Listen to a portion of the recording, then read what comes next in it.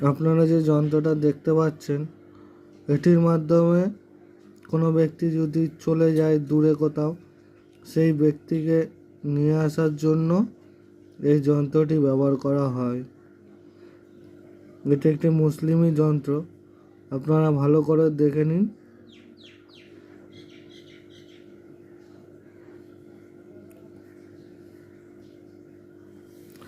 এইটা হচ্ছে আপনার উপরের দিক, এটা হচ্ছে উপরের দিক হবে, ঠিক আছে? যন্ত্রটা আপনারা ভালো করে দেখেন।